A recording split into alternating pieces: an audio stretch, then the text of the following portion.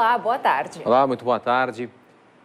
O final de semana do Dia das Mães foi violento nas estradas. O balanço da Operação Viagem Segura, divulgado agora há pouco, contabilizou 14 mortes e 233 acidentes nas rodovias gaúchas, mesmo com a queda de 30% no número de autuações por causa do uso de álcool. Quem deixou para voltar nesta segunda-feira encontrou chuva e trânsito moderado. Hoje pela manhã, o movimento de chegada na rodoviária de Porto Alegre era tranquilo. Foram colocados 220 ônibus extras, principalmente para o interior do estado, para atender as 48 mil pessoas que viajaram passando pelo terminal neste final de semana. O maior movimento de retorno aconteceu ainda no domingo. O pessoal optou por retornar mais cedo, ou seja, no começo da tarde de ontem, já começaram a chegar aqui no terminal rodoviário em grande número, né? E que deu um total de 23 mil pessoas que chegaram ontem. O trânsito, que já costuma ser pesado às segundas-feiras, hoje foi agravado pela chuva e acidentes, como na chegada à capital pela Ponte do Guaíba. Os números das rodovias federais apontam para mais um Dia das Mães violento nas estradas. 117 acidentes, 67 feridos e 9 pessoas mortas. O mais grave foi um veículo que parou sobre a pista, porém num ponto que não havia acostamento.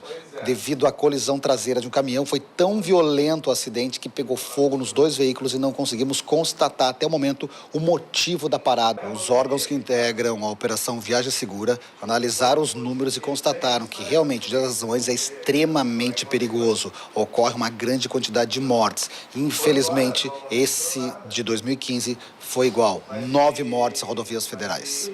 No balanço completo da Operação Viagem Segura no estado, o número de mortes foi 50% maior do que no feriado do ano passado, somando 14 vítimas, mesmo com a queda de 26% no número de acidentes. E as vendas de carros novos continuam em queda. E por conta desta situação, as concessionárias da região metropolitana já estão fechando postos de trabalho. De janeiro a abril deste ano, a comercialização de veículos novos foi 18% menor do que no mesmo período do ano passado. E a previsão é de que este seja o percentual de queda nas vendas ao longo de todo o 2015. O que nós tínhamos no mercado, o que estava fomentando e fazendo com que o mercado crescesse, era esta evolução da classe média que estava saindo do primeiro carro, daquele carro popular, e entrando já na segunda linha de carros, na segunda categoria, que são os carros mais completos e os sedãs. Este comprador, ele diminuiu neste momento de crise. Então, isto causa um primeiro susto, um primeiro impacto de susto no mercado. Uma das consequências da crise é o fechamento das concessionárias de veículos. 200 deixaram de funcionar no país desde o início do ano. Em Porto Alegre, região metropolitana, 500 postos de trabalho foram fechados. Para reduzir custos e evitar demissões, esta rede de concessionárias fechou um ponto de vendas. Nós temos que nos adequar. Pontos que não estão com volume, que não se pagam, nós temos que obrigatoriamente fechá-los, né? Então, acho que é o momento de nós estruturarmos a nossa rede para o mercado que está se desenhando. Mas se está ruim para uns, para outros pode melhorar. As vendas de seminovos e usados, que amargaram anos difíceis por causa da redução do IPI e dos preços quase iguais aos novos, agora projetam crescimento. Nesta revenda, o mês de março foi um dos melhores dos últimos anos e a previsão é de aumento nos próximos meses. As pessoas estão vendo aí que vale a pena comprar um carro seminovo, né? Em relação a um novo que tu tira da concessionária, lá já perde também 10, 20% na hora que tira o carro, né? As vendas vão aumentar do seminovo. E o usado tá aquecido agora.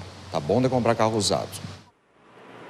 Morreu neste domingo o ex-ministro e ex-parlamentar gaúcho Jorge Alberto Mendes Ribeiro Filho. Ele foi vítima de tumor cerebral que ressurgiu após cirurgia. A cerimônia de cremação do corpo aconteceu ontem à noite em Porto Alegre. que organizamos. Mendes Ribeiro Filho se filiou ao antigo MDB ainda nos anos 1970, mas foi pelo PDS, antecessor do atual Partido Progressista, que se elegeu vereador da capital gaúcha em 1982. Ingressou no PMDB, retornando às origens, e foi deputado estadual por 2 mandatos. Já eleito para a Câmara Federal em 1994, assumiu a Secretaria de Obras Públicas do Estado e 2 anos depois a chefia da Casa Civil. Voltou ao Congresso Nacional, reeleito sucessivamente até se tornar ministro da Agricultura em 2011. Já então, enfrentava o tumor que determinou o afastamento das atividades para tratamento médico e, posteriormente, a aposentadoria no Congresso por invalidez. O corpo de Mendes Ribeiro Filho foi velado na Assembleia Legislativa com a presença do vice-presidente da República, Michel Temer. O ex-parlamentar, que era formado em Direito, deixou esposa e 3 filhos. O coração dos bebês precisa de atenção especial ainda na barriga da mãe. Para chamar a atenção para estes cuidados, o Instituto de Cardiologia do Rio Grande do Sul realizou no sábado o Dia F, Dia do Coração Fetal. Durante o evento, as gestantes puderam realizar gratuitamente os exames que avaliam a saúde do coração do bebê.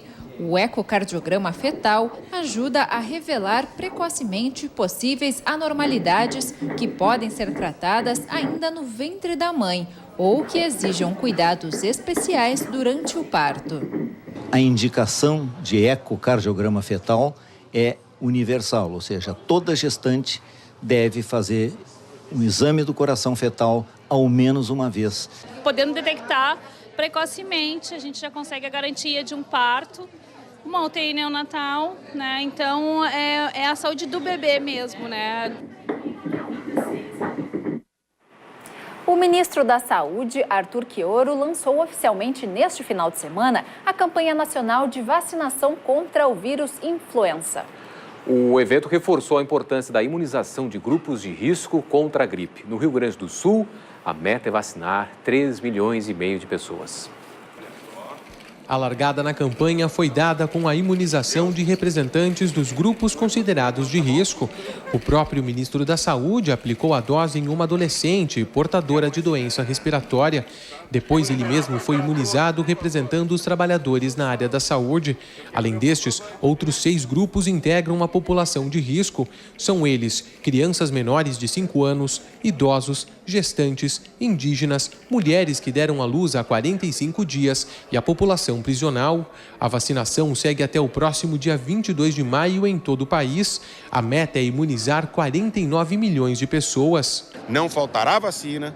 Estamos com todas as vacinas disponibilizadas, distribuindo de acordo com o que foi combinado, e a vacina é muito segura, muito moderna e muito eficaz.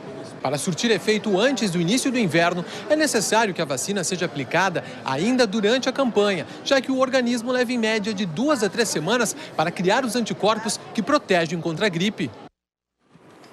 80% da população dos países em desenvolvimento utiliza remédios naturais ou faz uso da chamada medicina popular, segundo a Organização Mundial da Saúde. Entretanto, é importante ressaltar que esse tipo de tratamento precisa das mesmas precauções da medicina convencional. A farmacêutica Flávia Fachel é uma das palestrantes da Semana Estadual do Uso Racional de Medicamentos da Faculdade de Farmácia da PUC do Rio Grande do Sul e vai falar com a gente sobre os riscos e benefícios da utilização de chás. Boa tarde, Flávia, tudo bom? Boa tarde, tudo bem. Mas antes da gente conversar, nós vamos ver uma enquete que foi feita agora pela manhã no Mercado Público de Porto Alegre, que perguntou o hábito das pessoas na utilização de chás. Tomo muito chá de hortelã, cidró, laranjeiras, cidreira temos também. A senhora toma por gostar do gosto ou mais pensando na saúde, quando tem algum problema? Saúde, vai na saúde. Tenho costume, tudo que é natural é bom. O chá é maravilhoso. Eu procuro o chá mate a granel. Eu boto aquele guaco, mel. E tem outro também que é tão bom, sálvia. E mais esses aí, né, que são muito bons, a folha do limão ou o limão puro, né? É os que eu costumo tomar. Que chás tu tá levando? Eu tô levando chá verde e hibiscus. Por quê? Para auxiliar na digestão, na alimentação ali, eu procuro utilizar antes da alimentação ali. Tá certo. Então, nós vimos aí que o pessoal busca mesmo chás, ainda mais agora no inverno, né? É bom tomar um pouquinho de chá, mas é bom a gente falar também das precauções, né? Muita gente se preocupa com as reações que os remédios industrializados podem causar, mas não se preocupam tanto em relação aos chás. Que riscos que a população está enfrentando com isso? Vale ressaltar, como tu falaste, que erroneamente a população, né, pensa que por um chá, um fitoterápico, por ser de origem natural, né, ele está livre de efeitos colaterais, né. Isso faz com que a população adote uma automedicação, né, e seu uso indiscriminado. Essa automedicação e esse uso indiscriminado, eles, assim como um produto de origem industrializada, como tu falaste, eles podem causar tantos efeitos benéficos, como a gente conhece, quanto efeitos maléficos quando possuem alguma interação medicamentosa com medicamentos comercializados, né? Uhum. Então, é importante procurar alguma orientação. Exatamente. Sempre é importante a busca de uma orientação. Em um estudo que nós realizamos na PUC-RS, né, nós verificamos que das 39 espécies de plantas mais utilizadas pela população porto-alegrense, 64% dessas espécies possuem algum tipo de interação com o medicamento. Então, vale ressaltar a importância de procurar uma orientação adequada, né? Então, quanto a essas interações. Uhum. Bom, comprar ervas medicinais e também cápsulas naturais de qualquer fornecedor é um risco, né? Uhum. Como saber se o que a gente está comprando é de qualidade? Sempre procurar a orientação de um profissional que está mais acessível. Normalmente, farmacêutico ele é o profissional que está mais acessível à população e ele vai poder orientar qual o melhor fornecedor dessas espécies vegetais, né? Uhum. Bom, principalmente agora no inverno, dá vontade, né, de tomar um chazinho quente à noite. Esse hábito, ele é benéfico? Tem riscos também? Sim, o hábito de utilização de chás como um todo, ele é benéfico. Deve-se ter precaução quando o paciente ele utiliza chás, quando ele utiliza medicamentos, no caso de doenças crônicas, pacientes com hipertensão, diabetes. Então, muitos dos chás possuem ativos que interferem nesses medicamentos. Então, procurar orientação quanto a essas interações. Mas se o paciente é saudável e está procurando auxílio, que nem tu disse, para o inverno, para se aquecer, não teriam tantos riscos, né? Mas sempre tentar buscar uma orientação qual o chá mais adequado, né? Uhum. Bom, mas no caso assim de sintomas como dor no estômago ou então a camomila, a gente sabe que é calmante. Nesses casos assim mais leves, digamos assim, que não é de uma doença grave, ele pode ser benéfico, então? Pode ser benéfico, com certeza. E isso já é bem consolidado, né?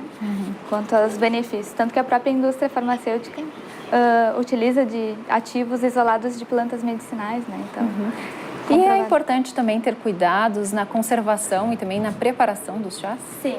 Normalmente nós indicamos que os chás eles devem ser preparados e consumidos dentro de um período de 24 horas, porque após esse período o fármaco, o ativo das plantas medicinais, ele passa por um processo de fermentação, né? Então a população às vezes tem aquele hábito de armazenar o chá por um tempo na geladeira. Não, o ideal então é preparar e já consumir num período de 24 horas, né? Bom, existem também chás para emagrecimento, né? O que a gente pode falar sobre os efeitos deles? O que existem assim são diversos chás, né? E como eu falei anteriormente, esses chás para emagrecimento, normalmente eles associam um diverso número de ervas, né? E essa combinação de várias ervas pode trazer algum malefício para a população, né? O que se orienta é que a população veja qual a dosagem adequada dessas plantas, porque também as pessoas não sabem quanto de chá colocar para preparar, então que procurem a orientação com um profissional mais próximo, né? E consumir o chá assim logo após a refeição pode invalidar os nutrientes do alimento, alguma coisa nesse sentido? Não, acredito que não tenha nenhum tipo de interação nesse sentido com alimentos, exceto alguns casos restritos, mas o que a gente tem mais acessível para a população não teria tanta... Tá certo, então. Flávia Fachel, farmacêutica, muito obrigada, então. Uma boa tarde. Uma iniciativa inédita no país surpreendeu moradores do bairro Rubem Berta, na zona norte da capital. No final de semana, eles puderam trocar lixo reciclável por livros novinhos em folha. O livro que Matheus escolheu vai direto para a coleção do menino. Gosto de ler todos os livros. E o lixo que foi deixado para trás não vai fazer a menor falta. Pai do pequeno leitor, seu Carlos diz que toda tentativa de incentivar o filho a ler é válida. Ajudo ele, né? Faço ele, né, fazer as coisas certas ali por direito, incentivo ele para ele, o bem dele. A exemplo do vigilante, muitas pessoas foram até a escola Governador Hildo Meneghetti para participar da troca solidária de livros. A cada 4 quilos de lixo reciclável, a pessoa tinha direito a escolher 2 livros, um para levar para casa e outro para ficar na escola. Foram 500 títulos diferentes disponibilizados pelo Departamento Municipal de Limpeza Urbana, que recebeu as obras da Fundação Gaúcha dos Bancos Sociais. Eram tantos livros que ficava até difícil escolher. Missão que este senhor de 80 anos, que está em processo de alfabetização, encarou de peito aberto. Eu gosto de livrozinho de piada, de história, por exemplo, de escritor. Esta edição da Troca Solidária foi inspirada no patrono Jorge Martins. Ex-morador de rua, ele é autor de 3 livros e hoje utiliza a literatura para mostrar que tudo é possível. O que eu trago através do meu texto é o seguinte, é que o que o diferencia um ser humano do outro não é a cor, não é onde ele está inserido, não é a posição social e nem o poder aquisitivo, mas é a vontade. O evento começou por volta das 10 horas da manhã do sábado e em menos de 1 hora já tinha recolhido 672 quilos de lixo reciclável. Na prática, significa que 168 livros encontraram novos donos. A Praça Piratini, em frente ao Colégio Estadual Júlio de Castilhos, zona leste da capital, virou Rua da Paz neste final de semana. O evento, que busca resgatar a importância da vida comunitária, teve brincadeiras para as crianças e palestras para os adultos. Parem um pouquinho, em determinado momento desse caminho de vocês, e se voltem para vocês. Uma ocupação de vias e praças como o projeto Rua da Paz visa diminuir a tensão e os prejuízos gerados pela violência, especialmente o abandono dos espaços públicos. A iniciativa é do Senac-RS em parceria com diversas entidades públicas e privadas. O projeto Cine Solar esteve em Viamão neste final de semana. A iniciativa, que une cinema com educação ambiental, agradou a comunidade da região. Enquanto a infraestrutura é montada, o público vai chegando. Em apenas 10 minutos, o pátio desta escola estadual, em Viamão, se transforma em uma sala de cinema. A mágica foi realizada pelo projeto Cine Solar. Arte, diversão e sustentabilidade é o que o Cine Solar vem levando por esse Brasil afora, principalmente em lugares carentes de equipamentos culturais. E para acompanhar um bom filme, nada melhor do que uma boa pipoca. A exibição de curtas nacionais infantis desperta o interesse da gurizada. Incrível, maravilhoso. É um projeto muito legal. Além de promover o cinema brasileiro, o projeto também se preocupa com o meio ambiente, usando uma fonte sustentável de energia para a projeção dos filmes. A gente tem um sistema que faz com que a luz do sol se transforme em energia elétrica. Então aqui eu posso ligar desde um secador de cabelo, a uma geladeira, a um projetor, que é o nosso caso, né? É um sistema de som que a gente usa a nossa energia para ligar o nosso cinema móvel. Então essa é a proposta. A diferença desse sistema para um sistema convencional é a portabilidade mesmo, né? Quer dizer, eu posso ir para qualquer lugar e com essas placas e com as baterias que condensam, que concentram essa energia, eu posso fazer as atividades que eu quero. Então isso dá a possibilidade para que o nosso cinema seja móvel e seja muito fácil produção. A iniciativa agrada pais e alunos. Bem diferente, é bom também, né? Para futuramente vai ser só assim também, solar. Sem usar a energia que não faz mal para o meio ambiente. É muito bacana porque a gente sabe de crianças que nunca foram ao cinema e de adultos que só vieram há muito tempo depois de ir ao cinema. E a gente sabe que é uma coisa muito legal, né? As pessoas verem a televisão numa tela grande, né? Que é isso que é a ideia que se passa inicial, é essa. Ninguém esquece a primeira vez que vai no cinema, né? O Cine Solar está passando nas 5 regiões do país. Esta é a segunda vez que o projeto vem ao Rio Grande do Sul. Ótimo, né? Legal, né? Promover essa integração, escola, cinema e também sobre a situação de energia solar, isso é um projeto que une cultura, preservação ambiental e também inclusão social, Justamente. Né? Bacana. Bom, a seguir você fica com o programa Estação Cultura. Nós voltamos amanhã ao 12h30. Uma boa tarde para você. Boa tarde.